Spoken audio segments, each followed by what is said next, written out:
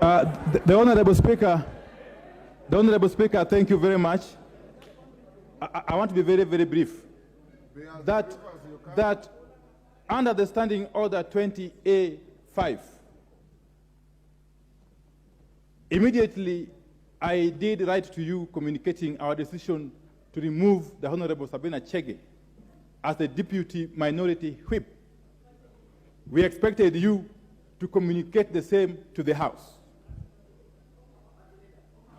Mr. Speaker, on the 11th of April, when we expected that communication to come from you, you did the unexpected and opened up debate over the matter. Mr. Speaker, I protested against that decision, but of course, as the Speaker, I had to go by what you decided. After the debate, which in our view was totally uncalled for, I rose to ask you to give us a firm undertaking as to when you will make the communication. Mr. Speaker, you will recall that you declined to do so. And again, I respect it. Mr. Speaker, I want to bring to the attention of this House, and indeed the whole country, that under Article 4, Sub-Article 2 of the Constitution of Kenya 2010, that Kenyans fought for and some died for, Kenya is a democratic multi-party state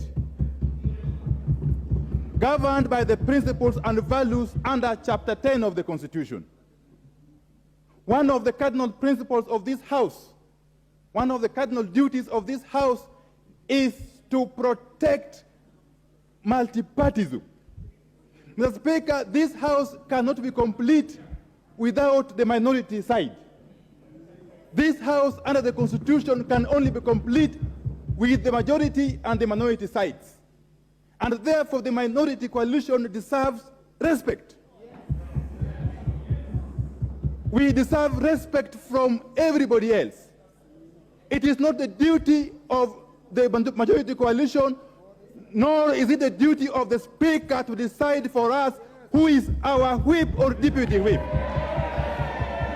And that message must go home clear and loud, Mr. Speaker. Mr. Speaker, it is now a month. It's now a month since I did write to you. Since I did write to you, it's now a month. And therefore, that delay definitely means that our side is incapacitated. We cannot manage our affairs properly because we are having a serious vacancy in our leadership. I want to implore you, Mr. Speaker, that it is also your duty to ensure that this House runs smoothly and that this House, there is order at all times. It is also our duty as leaders of the House, from both sides, that this House runs in a manner that upholds its integrity and credibility. But in the manner we are moving, Mr. Speaker, if we cannot get a mere communication on a decision by ourselves to remove one of our own from a position to which we placed her, then there's no need for this House to continue transacting business. There's no need. There's no need. Are you done?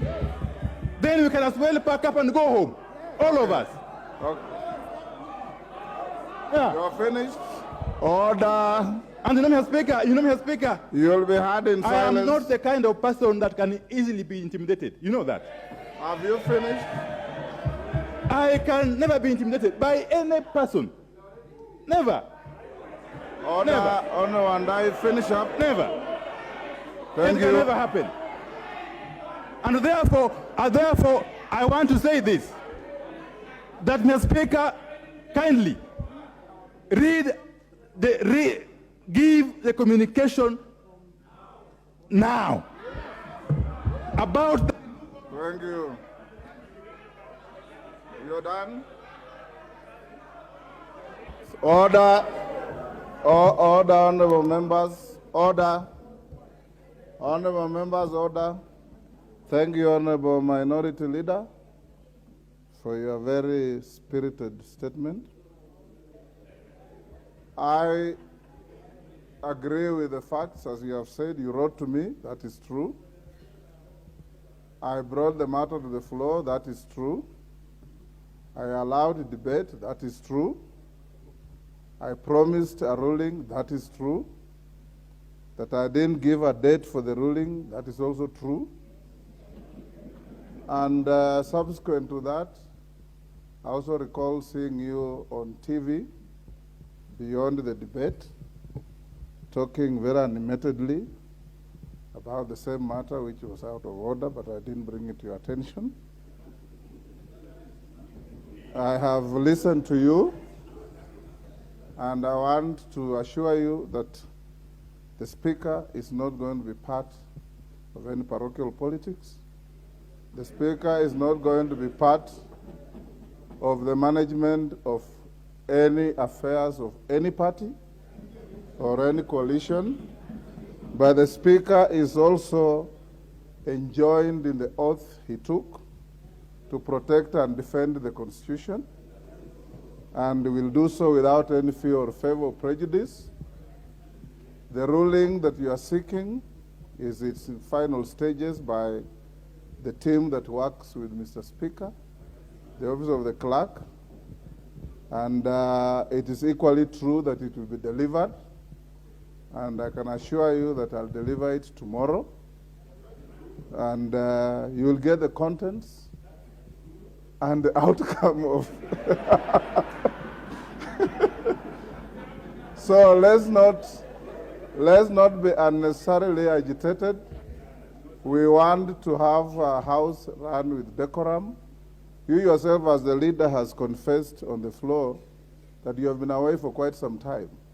And indeed, I asked about you and your chief whip on the floor of the House, because I would love to see vibrant debate, presence of leadership. It is you, the leaders of this House, that holds your member on the floor of the House.